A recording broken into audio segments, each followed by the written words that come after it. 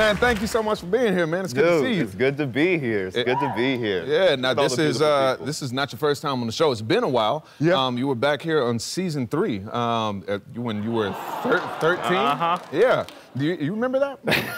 Yes. What do you Actually, remember? a lot of things are blur for me, but I remember because we were doing like the press run for Everybody Hates Chris at the time. I think that's season 1, so I'm like 13. I got to be about 13 there. And my mother, no matter what I did, this was the show I had to do.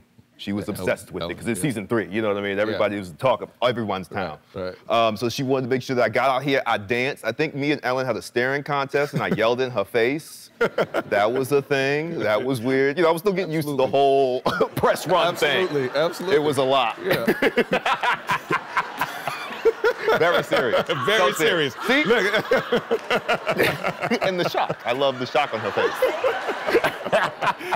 Now, man, you've been at this since you were 4 years old, man. Your first job was on Sesame Street? Sesame Street, yeah. I gotta ask, because, man, I have young kids. We watch Sesame Street. Did it ruin the magic for you, like, being on the set and seeing, like, a hand up Grover, you know? Like...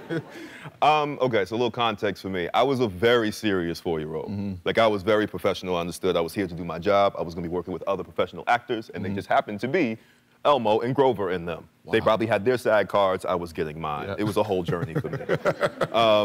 But you know, at first, I don't think I understood how it worked.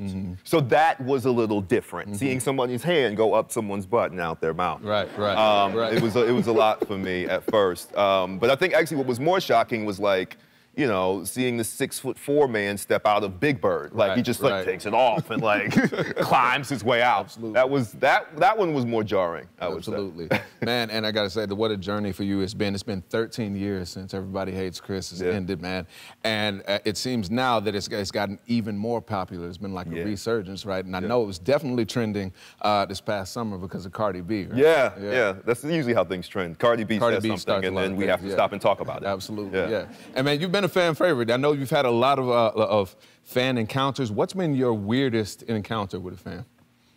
Well, it's really interesting because I've done like a lot of work. So each time I run into somebody, I can tell in their eyes, you know, what they know me from. You know, sometimes they're very happy. Sometimes, you know, they get pretty sad, and that's when it gets, you know, a little weird.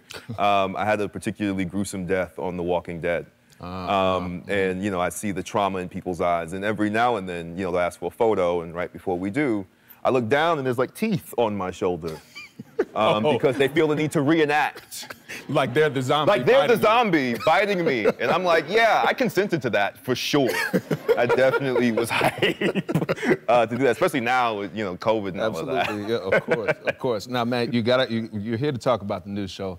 I love it, man. Please tell everybody about it. Thank you. Abbott Elementary, it's a workplace comedy, mockumentary style on ABC, where we kind of, you know, talk about the struggles in being a Philly public school teacher. And, you know, everyone, it's no secret that schools are underfunded. Like, they could always use more money.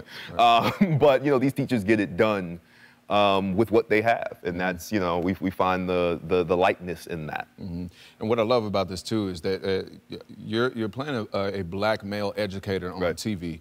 And for me, even coming up, I only had like a few, like very few, and I just think that representation is so important. And is that important to you as well? Oh, it's the reason why I became a part of this show. When Quinta, you know, she wrote the show, she stars in the show, she pitched it to me. That was one of the things she pitched, was the importance of validating the black male experience and rearing the next generation. It's, you know, in this Hollywood sphere, there's a lot of jobs that are like considered sexy and attractive, but teacher doesn't come up often. And it's like the most important job that one can take on and have. It's admirable work. Absolutely. And if we can, you know, contribute in that conversation, I think we can, you know, shape a better future for ourselves. Yes, I love it. I love it.